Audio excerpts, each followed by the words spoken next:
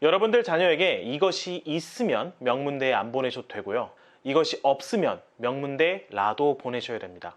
소위 말해 명문대를 갔던 사람들은 모두 예외 없이 이것을 할 수 있었고요.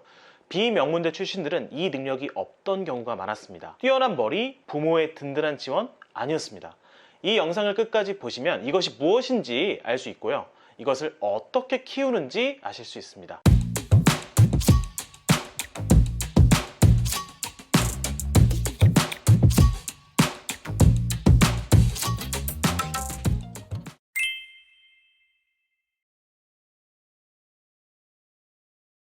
안녕하세요, 브루스입니다. 제가 요즘 어떻게 아이들을 성장시킬 수 있는가에 대한 인터뷰를 많이 진행하고 있잖아요. 지금까지 모셨던 패널분들이 공통적으로 언급해 주신 키워드가 자존감, 문해력, 공감 능력, 회복 탄력성 이런 키워드들이었어요. 오늘은 이 키워드들 말고요. 제가 경험한 그리고 제가 생각하기에 가장 중요한 역량을 말씀드려보고 싶은데요.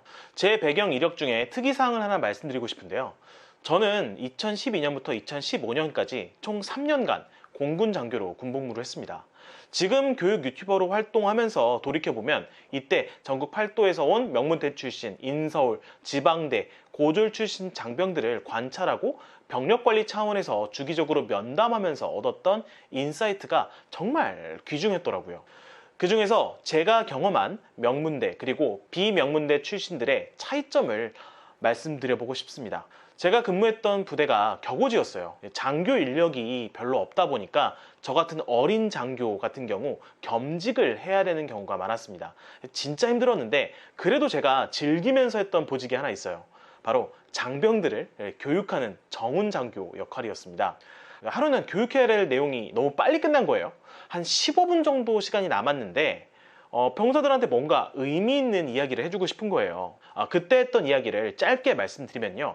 제가 누군가에게 독서 동기부여를 할 때 꼭 하는 이야기입니다. 지금은 미국 최고의 명문대학이라고 할 수 있는 시카고 대학 이야기인데요. 원래 이 대학이 1929년까지는 소문난 삼류대학이었다고 합니다. 그런데 이 1929년에 무슨 일이 있었냐면 로버트 허친슨이라는 총장이 시카고 플랜이라는 정책을 시행합니다. 이게 뭐냐면요. 철학, 인문 고전 중에 고전이라고 할 수 있는 책 100권을 뽑고 달달 외울 정도로 읽지 않으면 졸업을 안 시키겠다. The Great Books라고 선정을 한 거예요. 그러니까 이 위대한 고전 읽기 정책, 거의 강제로 학생들한테 고전을 읽히기 시작한 겁니다. 사실 당시에 대학 졸업장이라도 가지려고 시카고 대학에 입학했던 학생들한테는 청천벽력 같은 정책이었을 텐데요. 아무튼 이 플랜이 시행되고 나서 재밌는 일이 벌어집니다. 1929년 이래로 현재까지 시카고 대학 졸업생들이 받은 노벨상만 90개가 넘는데요. 시카고 플랜 선정 도서에 어떤 책이 있었냐 궁금하신 분들이 많으실 텐데요. 간략하게 말씀드리면 미국 독립선언문, 셰익스피어의 햄릿, 신약 성경 마태복음, 로마서 이런 책들이 144권 정도가 열거가 됩니다. 아무튼 주요 골자는요. 삼류대학 학생들이 좋은 책 달달 외울 정도로 읽었더니 노벨상 수상자가 되더라. 이런 내용입니다. 장병들한테 이 이야기를 하면요. 눈이 똘망똘망해집니다. 삼류 인생이 인류 인생이 될 수 있으니까 어근은 제대로 된 거죠. 문제는 여기서부터입니다. 독서 동기부여는 다 되었어요. 나도 뭔가를 읽고 싶다. 이런 마음이 들었단 말이죠. 자, 그럼 다음에 뭘 해야 되죠? 일단 시카고 플랜에 어떤 책이 있는지 직접 알아봐야겠죠. 내가 지금 그 책을 우리 부대에서 어디서 구할 수 있는지도 알아봐야겠죠. 저희 부대에 소위 말해 명문대학, 서울 상위 10위권 대학에 다니는 아이들은요. 일단 시카고 플랜이 뭔지 다 찾아봤더라고요. 그리고 그 중에서 몇 명은 부대에서 구할 수 있는 고전을 이미 읽고 저한테 그 고전책에 대해서 물어보더라고요. 그런데요. 비명문대 출신 아이들은요. 실천까지 가지는 않더라고요. 안타까웠던 점은요. 그 중에 한 명이 했던 말이 기억이 나는데 이러더라고요.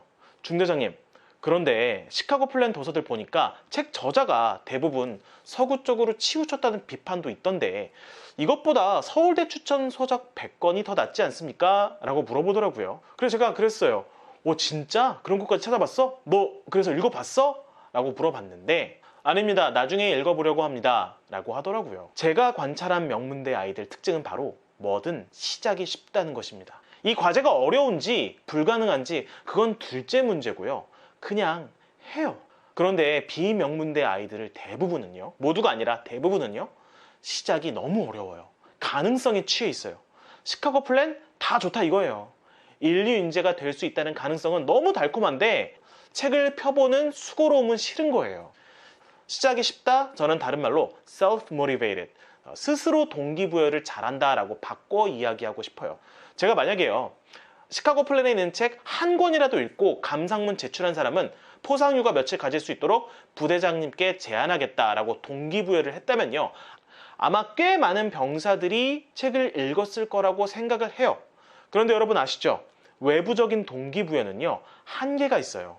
칭찬을 하고 격려를 해서 자기 효능감을 느끼게 하는 것도 어느 정도가 있지, 결국 스스로 할 수 있어야 되는 거잖아요. 스스로 하고 싶어야 되는 거잖아요, 이런 것들이. 자, 그러면 어떻게 하면 우리 아이를 스스로 동기부여 잘하는 아이로 키울 수 있을까요? 오늘 바로 적용해 볼 수 있는 팁을 3가지 추천드리려고 합니다. 자, 미국의 Fatherly라는 자녀교육 관련 매거진에 소개된 내용인데요. 첫 번째, 아이들에게 집안일을 할 수 있도록 기회를 주어라. 그게 부모한테 도움이 안 될지라도요. 아이들이 5살, 6살만 되면 집안일을 돕는 것에 행복을 느낀다고 합니다. 그런데 아시다시피 애들이 청소를 한다고 해서 얼마나 깨끗해질까요? 아마 나중에 한 번 더 해야 되는 일들이 많겠죠. 그럼에도 불구하고 집안일에 적극적으로 동참을 시키면 아이들이 자기 효능감을 느낀다고 합니다. 그런데 반대로 애들이 집안일에 스스로 참여하려고 하는데 아니야, 이건 엄마가 할게, 아빠가 할게 라고 거절을 하면 자존감도 내려가고 나중에 혼자 뭘 해보려고 하는 의지도 꺾인다고 하네요. 두 번째, 아이들의 관심사를 지지해줘라 입니다. 아이들이 이미 자기들 스스로 관심을 가지고 하는 것들이 있잖아요. 예를 들면 마인크래프트가 재미없지만 먼저 진심으로 관심을 가져주고 물어봐 주는 거죠. 아이들이 자기가 더 많이 알고 있는 것을 부모에게 가르쳐 줄 때 효능감을 느낀다고 합니다. 자, 3번째, 과정과 시도 자체를 격려해줘라 입니다. 어떤 과제를 끝내거나 잘했을 때 칭찬해 주는 게 아니라 그 과정과 시도 자체를 칭찬해 주는 겁니다. 그러니까 100점 받았네, 잘했어, 이게 아니라 아, 정말 포기하지 않고 열심히 했구나 라고 과정을 격려해 주는 방식인 거죠. 오늘 영상을 요약을 해드리자면요, 미래가 촉망되는 인재의 가장 큰 역량은 스스로 동기부여할 수 있는 능력이다 라고 말씀을 드리고 싶고요. 위에서 소개해드린 시카고 플랜 도서 목록은 이제 고정 댓글에 달아 놓을 테니까 궁금하신 분들은 한번 살펴보셔도 좋을 것 같습니다. 그리고 스스로 동기부여하는 방법 관련해서 위에서 소개해드린 방법 외에 더 좋은 아이디어가 있으시거나 이쪽 분야의 전문가가 있으시면요, 저에게 출연 섭외와 제보도 부탁드리도록 하겠습니다. 오늘 영상 끝까지 시청해 주셔서 감사합니다.